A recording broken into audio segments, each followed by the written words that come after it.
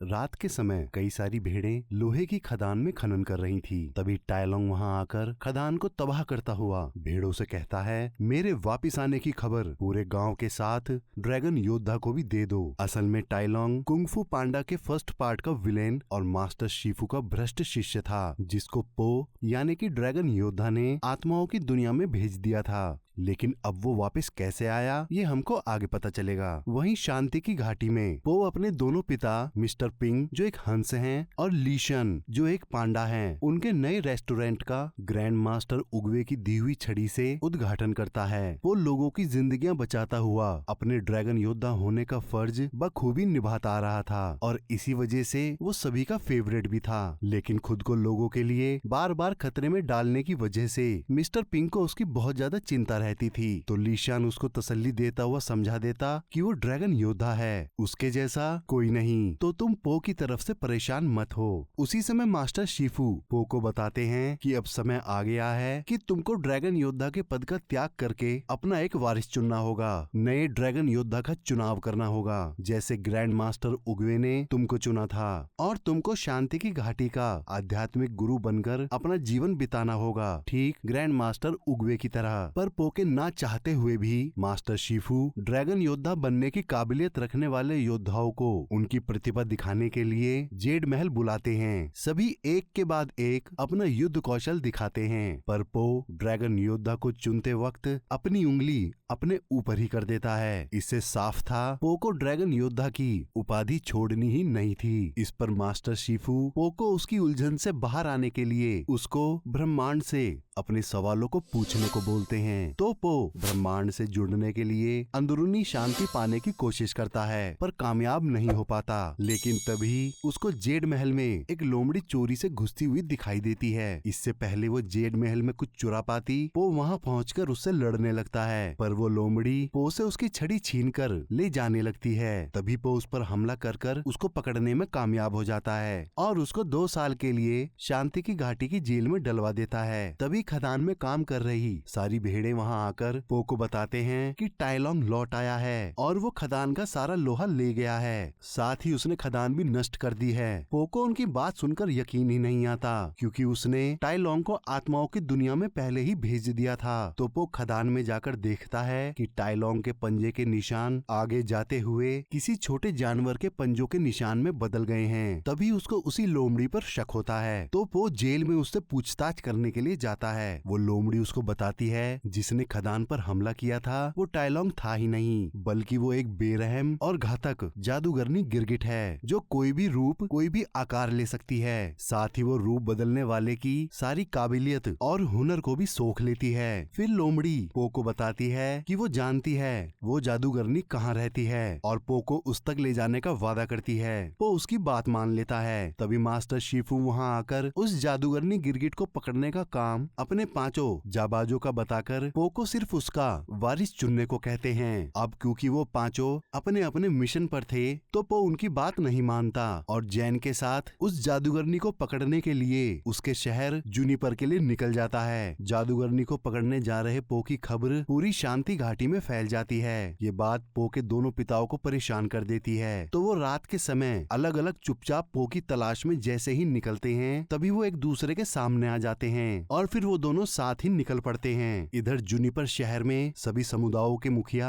जादूगरनी गिरगिट के खिलाफ बगावत करने की सोच ही रहे थे। तभी वो देखते हैं जादूगरनी पहले से ही मगरमच्छ का रूप लेकर उनके बीच में बैठी हुई थी। इन बगावती बातों को सुनकर वो उन मुखियाओं पर लगाया हुआ अपना लगान दुगना कर देती है। इस पर सभी मुखिया उसकी बात मानने से मना कर देते हैं। तो जादूगरनी मास्टर हाथी का रूप लेकर उनको डरा देती है, जिसको देखकर वो सभी भाग खड़े होते हैं। वहीं दूसरी तरफ पो को समुद्र पार जूनिपर शहर जगमगाता हुआ दिखाई देता है। तो लोमड़ी जैन उसको अपनी तरफ किनारे पर बने इकलौते ढाबे पर ले जाती है। वहीं से उनको समुद्र पार करने के लिए बोट मिलती। वो ढाबा चोर और लुटेरों से भरा पड़ा था। वहीं पो बोट के कैप्टन फिश से उनको शहर ले जाने का सौदा कर लेता है। तभी उन लोगों को जैन के द्वारा जुए में की गई धोखाधड़ी का पता चलता है, जिसकी वजह से उनमें लड़ाई शुरू हो जाती है। जैन मौके का फायदा उठा उठाती हुई सबकी जेबें साफ करने लगती है। तो पो सबके चुराए हुए पैसे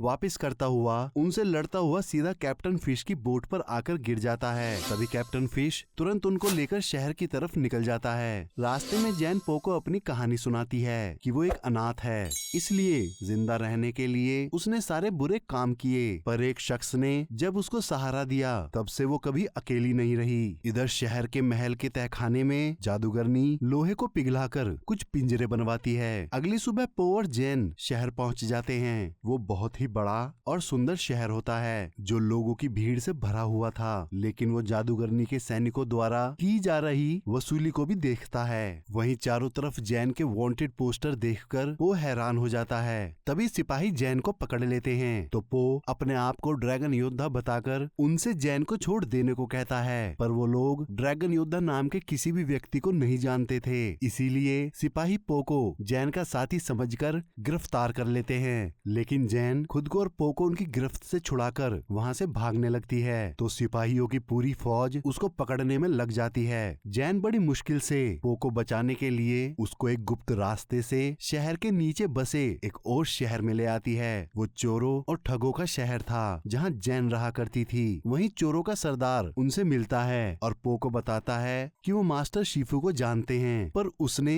या उसके लोगों ने कभी ड्रैगन योद्धा के बारे में नहीं सुना, और मास्टर शिफू की वजह से वो उन दोनों को सिर्फ एक रात के लिए वहाँ रुकने की परमिशन दे देता है। दूसरी तरफ पो का पीछा करते हुए उसके दोनों पिताओं को ढाबे पर पता चलता है कि वो दोनों जुनिपर शहर गए हैं। इधर जैन समझ जाती है कि पो एक नेक पांडा है। फिर सुबह होते ही जैन पो को महल के अंदर जाने वाले एक गुप्त रास्ते तक ले आती है। वहीं पो जैन को उसका वादा निभाने के लिए अपनी शांति की घाटी के दिव्य आड़ू के पेड़ का बीज देता है। फिर अंदर पहुंचकर वो देखता है सारे पहरेदार सो रहे हैं, जो भारी आवाज से ना उठकर पो के पाद निकलते ही जाग जाते हैं। पर पो अंदर आकर महल का दरवाजा बंद कर देता है और महल के सुरक्षा कवच को जैन के साथ भेदता हुआ सभागार में आकर गिरता है, जहां धोखे से उसको लोहे के पिंजरे में कैद कर लिया जाता है। पो उस पिंजरे को अपनी शक्ति से तोड़ नहीं पाता, क्योंकि जादूगरनी ने अपने प्राचीन जादू से उसके लोहे को अभिमंत्रित कर रखा था।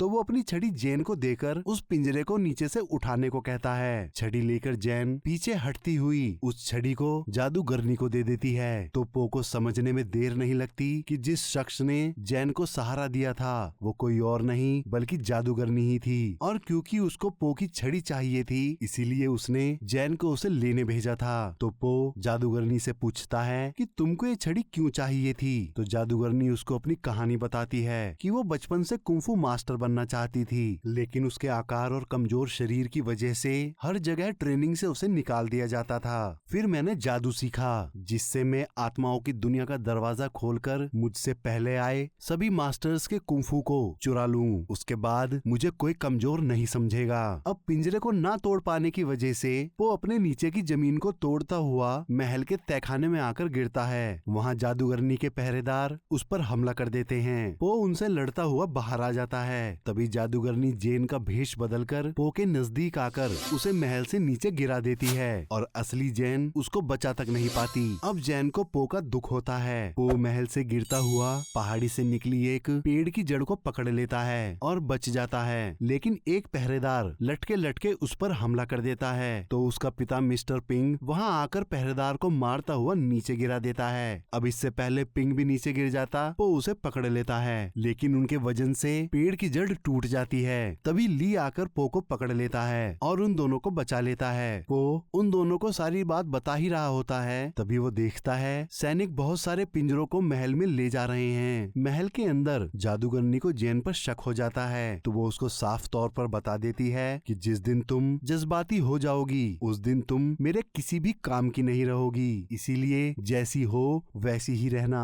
और फिर जादूगरनी छड़ी की मदद से आत्माओं के लोक का दरवाजा खोलती है और सबसे पहले टाई लॉन्ग को बुलाती है। और जब टाई लॉन्ग उसको अपना कुंफू सिखाने से मना कर देता है तो जादूगरनी के सिपाही टाई लॉन्ग पर टूट पड़ते हैं। टाई लॉन्ग पल भर में सब में घुस भर देता है। तभी जादूगरनी उसके कुंफू को अपने जादू से खींचकर अपने अंदर सोख लेती है और टाई लॉन्ग को पिंजरे में कैद कर देती है। उसके बाद वो एक एक करके सभी मास्टर्स को बुलाकर उनके कुंफू को अपने अंदर सोखने लगती है और उनको पिंजरों में बंद करने लगती है। जून ये देख देखकर दुखी हो जाती है। वहीं पो अपनी छड़ी लेने के लिए वापस महल में जाने लगता है तो जैन उसको जादूगरनी के हाथों मरने से बचाने के लिए उसको रोकती हुई उसी से लड़ने लगती है और फिर पछतावे में आकर पो को गले लगाकर उसको समझाने की बहुत कोशिश करती है कि वो अंदर ना जाए, पर पो खुद की गलती सुधारने और जिम्मेदारी को निभाने का हवाला देकर महल के अंदर चला जाता है। इतने में जैन जादूगरनी की फौज से लड़ने के लिए अपने चोर साथियों को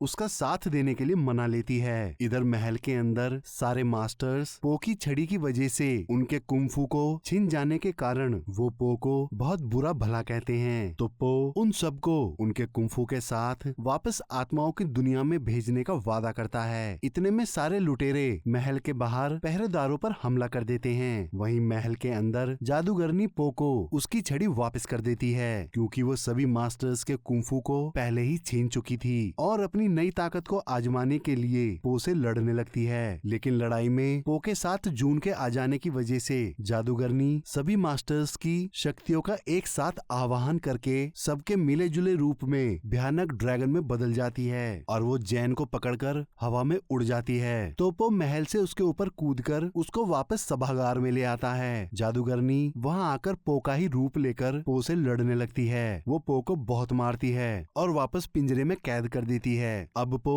अपनी छड़ी फिर से जैन को देकर जादूगरनी से उसको लड़ने के लिए कहता है। जैन छड़ी की ताकत को जागृत करके जादूगरनी पर हमला कर उसको हरा देती है। उसके बाद जब जैन पो से बात कर रही होती है तो जादूगरनी चुपचाप पो पर हमला करने के लिए जैसे ही उस पर कूदती है पो उल्टा छड़ी से उसको पटककर मारता है और फिर छड़ी की मदद से सभी मास्टर्स के कुंफू को वापस कर उनको पिंजरों से आजाद करा देता है। फिर टाइलोंग के साथ सभी मास्टर्स पो को सम्मान देते हुए उसके आगे अपना सर झुकाते हैं। फिर पो आत्माओं की दुनिया का दरवाजा खोलता है और टाइलोंग जादूगरनी को लेकर सभी के साथ आत्माओं की दुनिया में वापस चला जाता है। उसके बाद शांति की घाटी में वापस आकर पो ड्रैगन योद्धा के लिए जैन को अपना वारिस चुनता है। मास्टर शिफू इस चुनाव से उतना ही परेशान होते हैं जितना कभी वो खुद ग्रैंड मास्टर उगवे द्वारा पो को चुने जाने पर थे। फिर पांचों जाबाजों के वापस आने पर जैन की ड्रैगन योद्धा वाली ट्रेनिंग शुरू होती है और ये कहानी यहीं खत्म हो जाती है।